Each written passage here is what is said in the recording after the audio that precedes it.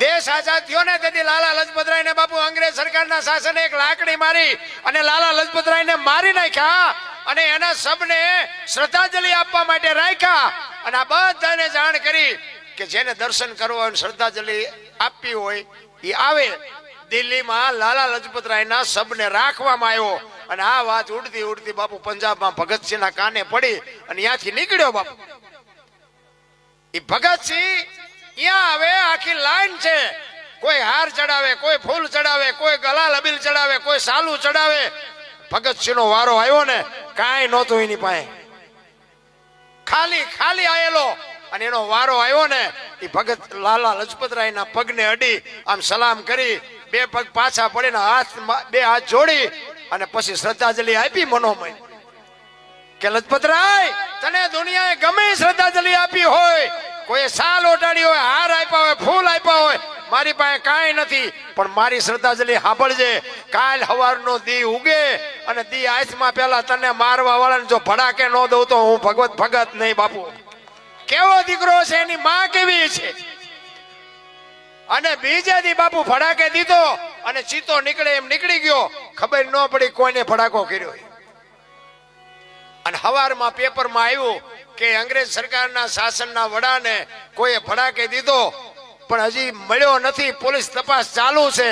આ ભગતસિંહની માં રોટલા કરે, ભગતસિંહના બાપ સવારમાં ચા પીવા બેહે અને પેપર આમ પડેલું અને પેપર જોયું અને એમના ધર્મ પત્નીને કહે છે કે સાંભળ્યું કે હા કે આમાં એક અંગ્રેજ સરકારના શાસનના વડાને કોકે ભડાકે દીધો, મને એવું લાગે છે કે આમાં આપણો ભગત તો નહીં હોય ને.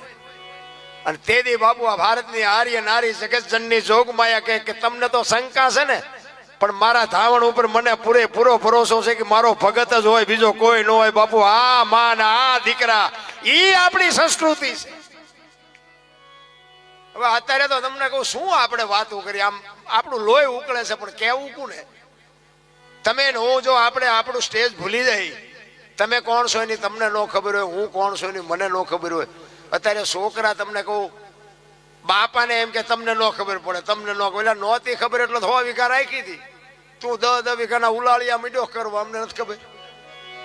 અરે શું ભલામણા બાપાએ તો કોકના ભેગા હાથી રહીને તમને મને મોટા કર્યા, માયું કોકના કામ કરી કરીને આપણને મોટા કર્યા. અને મા બાપ જો બાપુ 2 ટાઈમ રોટલા હાટું વરાળું કાઢે, જિંદગીમાં કોઈ દી ગાડું ન હાલે બાપુ. 40 લાખની ગાડી લઈને નીકળો, વાયેલી સીટમાં જોવો કૂતરો બેઠો હોય, લબરક લબરક કરતો. હવે આમાં માને બાપાને બેહાર્યા હોય તો અરે અમને સારું જોડું નથી જડ્યો, અમારો દીકરો કેવી ગાડીમાં ફેરવે, જિંદગીમાં કાંટો ન વાગે. કાંટો રામ કરવાની જરૂર તો આ ખવ ખવ કરે એને કોઈ ખાવા નથી દેતું. ઓલા ભગવાનના મંદિરમાં ઓલો ગેટરીઓ અહીંયા સુધી અણકોટ પૂર્યા હોય, બોલો એટલે પા ખાતો નથી, અહીંયા હું ઢગલા કર્યા છે. ઓલા વરાળું કાઢે એમને કોકને તો દો. અને અણકોટ પૂર્યા એમાં જો એક વખત બાપુ જો ભગવાન એમાંથી બરફી કે ગુંદી કે ગમે એક કટકો ઉપાડે ને જો કોઈ જિંદગીમાં કોઈ દી કોઈ પૂરત મને કહેજો, ખાતો નથી એટલે ઢગલા કરે છે. આ દુનિયા છે રામ. ગરીબ માણસ હોય ને ઘર પર ઘરે આવે ને, હે બાપા કંઈક દો, હે બાપા કંઈક દો, કે આગળ જા આગળ આગળ. હવે આગળ ઠેઠ સુધી તારા જેવા છે, જ્યાં જાય દેને પૂડા બટકું રોટલો દેને, પણ ભૂખની ખબર જ નથી. તમારે પૈસાની પથારીઓ છે એટલે ખબર નથી, બાકી ભીખ માગવી કોઈને ગમે નહીં. એ તો અંદર વરાળું નીકળતી હોય ને, એ તો જેને વીતી હોય એને ખબર હોય. મારે રામ આપણે આવડું મોટું ઘર લઈને બેઠા હોય ને કોઈક અભિયાગતને જો બટકું રોટલો ન દઈએ કે ને મરી જવાય ભલા. હું તો એમ કહું તમે રાતે 2 વાગે તમારા ઘરે આવો અને તમારી શેરીનું કૂતરું તમને જોઈને જો પૂંછડી ન પટપટાવે તો મરી જવાય ને. તમારું કૂતરું તમને નથી ઓળખતું, દુનિયા શું ઓળખે ભલામણા. આપણો પગનો ગળકો સાંભળે ને એટલે કૂતરું જાગી જાય અને કૂતરું આમ જોવે કોણ આવ્યું, આમ નજર કરીને પછી એ હુઈ જાય. આ તો ઓલો લુખે છે, આને ક્યાં બટકું રોટલો કોઈ દી નાખ્યો ન પટપટાવે પૂંછડી ને. કે હું તો એમ કહું કે આપણે રાતે આવ્યો તો કૂતરું આ ખંભા સુધી ઊભું ન થાય, મારો ધણી આવ્યો, મારો ધણી આવ્યો. કૂતરાને ખબર પડે ભલામણા, કૂતરા સમજી ગયા આમાં કઈ લેવાનું નથી, શું પૂંછડી પટપટાવે. એટલા માટે સવારામ બાબા એક છેલ્લી કડીમાં કહીને પછી મારી વાણીને વિરામ આપું. ઉલટા પવનમાં આનંદ વર્ત્યો રમતા દિન રાત, દાસ સો ફૂલ કરજી ચરણે અબ કે કરીએ સંતોના બાપુ રુદિયા રોયા છે. સંતોની વાણી તમે જુઓ ને, સંતો તો સતાર બાપુની વાણી કે જેને જેને કહું એ કયો ન માને, મૂર્ખો ગણી મને મારે છે, લાતું નથી રહેવાતું, હવે નથી રહેવાતું. અમરમાની વાણી કે હાલ રે ફકીરે મારી દેવાંગી વિના બીજું કોણ જાણે. જેસલની વાણી કે રોઈ રોઈ કોને સંભળાવું, મારો રુદિયો રોવે માયલો. અરે બાપુ સંતો તો રોયા, આપણા હાટું રોયા. એટલે સવારે અમે છેલ્લે કીધું કે આ કરોડોમાં કોકને સમજાય છે, મરવાઈ દો, આમને કાંઈ જોતું. કાયા જેની ખુબડી પડછંદ જેના પ્રાણ, સંતને સુરા નિપજાવતી હોરઠ રતનની ખાણ છે. રામ આપણો અહીં જન્મ થયો છે. મને તો બાપા આ બાપાની ચેતના છે ને, એની મને તો વિચાર થાય છે કે બાપુ ક્યાં એની જન્મ ભૂમિકા ક્યાં. અને હું તો એમ કહું છું કે બકરાણા ગામે ભાગ્યશાળી કહેવાય કે એવા મહાપુરુષને અહીં આવીને એનું હૈયું ઠરે અને અહીં રહેવાનું થાય. એ તમારી ધરતીની કંઈક તાકાત હશે ને તમારી કંઈક કમાણી હશે કે એને અહીં હૈયું ઠર્યો મારે અહીંયા જ રહેવું છે. અને એવો સમર્થ બાપુ સંત જે તમારી ધરતીમાં, અને કોઈ નો કે મેં આને રૂપિયો આપ્યો તો કોઈની પાસે કે માગ્યું નહીં ટાણું. અને એવી માં ભગવતી રવેશીનો જે બાપુ તાર ડાઈ ગયો હોય, શું હવે આપણે એની વાતો કરી. મને તો એમ થાય કે આપણને હજી કઈ નક્કી જ નથી થતું. કેવડી બાપુ આ પૈસા છે ને એ નથી કરી શકતા બાપુ. આ વગર પૈસા સાધુડા કરે છે તો આપણને હજી કઈ ભજન બાપુ એમનામ સમજાય એવી વાત જ નથી. અને ભજન જો એમનામ સમજાય જતા હોત ને તો આખી દુનિયાને બાપુ વેરાગ લાગી ગયો.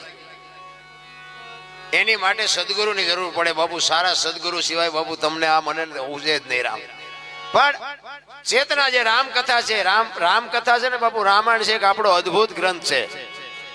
રામાયણ તો રામાયણ છે, મને બહુ ગમે છે. પણ મને એક મારો ભાઈબંધ કહેતો હતો, મને કે તમને સાંભળવાનો શોખ બહુ, પણ કે તમે જાઓ અહીંયા કે રામાયણની જ ખોડીને બેઠા હોય છે. તમે કહું તારા બાપાએ કંઈક કર્યું હોય કે ને, હું તો ઈ કહું કર્યું નથી, કઈ સાંભળવું નથી, કોક કે કઈ કરવું નથી, તો પછી હવે અમારે બીજું કરવું શું. રામાયણ તો રામાયણ બાપુ અદ્ભુત પાત્ર છે, પણ રામાયણ તમને અને મને કઈક માર્ગ બતાવે છે. રામાયણ અને મહાભારત બે મહાપુરુષોએ બનાવ્યા છે, પણ કેવા ભાઈ હોય, કેવા દીકરી હોય, કેવી વહુ હોય, કેવા ભાઈઓ હોય બાપુ, કેવા મા બાપ હોય, આ જોવું હોય તો કે રામાયણમાં જોવું, અને આ રેડેલું ન ખાવું હોય તો મહાભારતમાં જોવું. બધા ઠેકી એમાં જ પડે છે, નથી દેવું જ કરે છે. કૃષ્ણ પરમાત્માએ આ જ વાત કરી હતી દુર્યોધનને કે હસ્તિનાપુરની ગાદી તમે લઈ લ્યો, પણ આ 5 ભાઈઓને ખાવું શું, 5 ગામ તો દ્યો. એ કે હોના નાકાની અણી જેટલું નથી દેવું, કે બાજવું પડશે, કે બાજવું છે પણ દેવું નથી. અને ભાઈ છે આ બધા ધનતે લઈ ગયા, લ્યો શું કાઢ્યું શું. અને આ રામાયણ કે જેને જોઈને લઈ જાવ બાપુ. રામાયણમાં કાંઈ ઘટ્યું નહીં, મહાભારતમાં કાંઈ વધ્યું નહીં. તમને અને મને એક માર્ગ બતાવ્યો છે બાપુ. આ બધા ખોટા કેળા છે એવી આપણી વાત નથી. જે ધર્મ, જે ગ્રંથો બનાવ્યા છે ને એ કંઈક સમજીને બનાવ્યા છે.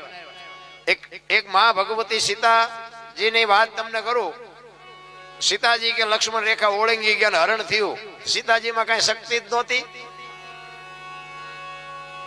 હું તો એમ કહું છું કે માં ભગવતી દેવી શક્તિ સીતા એક અગ્નિનો ગોળો હતો. ગોળો રાવણ માથે દ્રષ્ટિ પડે ને તો રાવણની રાખ આ દુનિયામાં ન પડે. પણ એક આપણને કેળો બતાવવા માટે જે દુનિયામાં ભાઈ હોય, બાપ હોય, માં હોય, પત્ની હોય, કોઈ બી હોય, જે લક્ષ્મણ રેખા ટપી જાય ને એનું હરણ જ થાય દુનિયામાં બાપુ. રાવણ તો ગામો ગામ છે, મરી ગયા, વેમમાં ન રહેતા. જે ટપી જાય, જે લક્ષ્મણ રેખાને ટપે, પછી બાપ ને હોય, દીકરાને હોય, વહુ ને હોય, હાહુ ને હોય, દીકરીને હોય, બધાને હોય. લક્ષ્મણ રેખા જે ટપી જાય ને એનું આ દુનિયામાં હરણ જ થાય. કોઈને પાવર હોય ખોટી વાત. કારણ કે મેં ઠેકડા બહુ મારી લીધા. સારું થયું માર્ગે ચડ્યા. સાધુના સથવારે કઈક મેળ પડી ગયો આપણો. ને કે આપણા ધંધા જેવા છે એ તો અહીંયા આવીને પૂછો તો ખબર પડે. અહીંયા નથી અમને કોઈ હોવા દેતા, ભજનમાં આવજો, ભજનમાં આવજો. અહીંયા કોઈ કહેતું નથી ભજનમાં આવજો. સંત સિવાય બાપુ કોઈ માણસ બાપુ માણા બનાવી શકે એવી વાત જ નથી. પણ આપણે વાતો બધી ઘણી કરશું. ભજન છે ને, ભજન જ્યાં ભજન છે ત્યાં વાતો પડી છે. એમનામ ભજન કોઈથી બને નહીં. એક વાણી એવું કહે છે કે બાપુ તમે કોણ છો ને હું કોણ છું એની જો ખબર ન હોય ને તો આપણે આંટો થયો એટલી ખબર. મીરાબાઈની વાણી કહે છે આત્માને ઓળખ્યા વિના લખ 84 નહીં મટે, તમારી બ્રહ્મણા ભાંગ્યા વિના ભવના ફેરા નહીં મટે. હું કોણ છું એની મને ખબર હોવી જોઈએ, તમે કોણ છો એની તમને ખબર હોવી જોઈએ. નકર તો બાકી જાનવરે પેટ તો ભરી લેશે, કૂતરા કાગડા ભેંસો ભૂંડડા બધું પેટ તો ભરી લેશે. આપણે કોણ છીએ એની જો આપણને ખબર ન પડે. માણસનો અવતાર જ એટલા માટે છે કે માણસ એક જ ભજન કરી શકે, માણસ એક જ દાંત કાઢી શકે. આ 84 લાખ યોની છે બધા કે લો આ ભેંસું ને તેમ ગમે એટલું ગમે એ ખવડાવ્યું હોય ભેંસું દાંત કાઢે કોઈ દી, કૂતરાને ગમે એટલું ખવડાવ્યું કૂતરું દાંત કાઢે, પૂંછડી પટપટાવે દાંત ન કાઢે. માણા એક જ દાંત કાઢી શકે, માણા જ અટી મણના થોબડા લઈને ફરે છે. તમે એક જ માણા કઈ કરી શકો એમ છો તો તમને હુજતું નથી. એક તમે જુઓ તો તમને મને તો એમ થાય જીવે એવું જ હવે આવ્યું છે. છોકરા કાજુ બદામ ની ઓગેટ કરે, બોલો આપણને પારલે નથી ચડ્યું. જીવે એવું નથી આવ્યું. કોઈએ થીગડા વાળું પહેર્યું લુગડું કોઈ પહેર્યું હોય, અત્યારે ફાટલા પહેરવાનું ચાલુ કર્યું. બોલો માણા ઓલા જીન્સ માં તમે જુઓ માથા વ્યાજા એવડા એવડા પહેર્યા હોય, પાછા એના દુનિયા પાસે એમ કે આ બધા હારા વાળા. એક આંગળી જાય એટલું હોય ને તો આપણી માવડીઓ કહેતી હતી લાય બેટા બે ટાંકા લઈ દો. ઈ આપણી સંસ્કૃતિ હતી. અને શું દીવ ઉઠાડ્યો ભણી ભણીને. ભણતરની જરૂર છે એમાં મારી ના નથી, પણ કાંઈક આપણી સંસ્કૃતિની ખબર તો હોવી જોઈએ. ને આપણે કોણ છે એની ખબર ન હોય તો શું માણામાં જાનવર નકર બાપુ હળદીના ઘાટ ઉપર રાણા પ્રતાપનો ઘોડો પૂજાય છે, સતાધારમાં પાડો પૂજાય છે, જમરાળામાં ભેંસ પૂજાય છે, કચ્છમાં દાદા મેકરણનો કૂતરો ગધાડો પૂજાય છે. આપણું પાડો છે સારું નથી બોલતા, ગધાડા કરતા બે થઈ ગયા. અરે કોઈ મતલબ નથી બાપુ સંપત્તિનો. એક સમજી લેજો, જેનો સમય છે એની જ મજા છે. સમય હોય ને ત્યારે બાપુ તમે ગમે કરી શકો. સમય ક્યારે વિયો જાય કોઈને ખબર નથી, તેથી રાંકા ગઈ નાખે. એમ સમયની બલિહારી છે. તમને મને મોકો મળ્યો છે, કાંઈક કરી લેજો. ગંગા સતીની વાણી કે 21,686 એમના માલ્યા જાય છે. બોલે બીજો નહીં, પરમેશ્વર છે પોતે, એકલ મઠા અવળા મથે બહાર જઈને પોતે. હરિદ્વાર વાળા કે સોમનાથ જવું છે, પાવાગઢ વાળા કે દ્વારકા જવું, તો સાચું ક્યાં છે?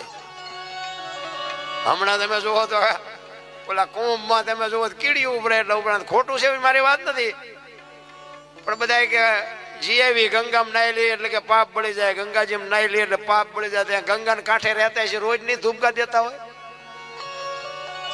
એમ પાપ બળી જાય. બધી મન મનાવવાની વાતો છે બાપુ.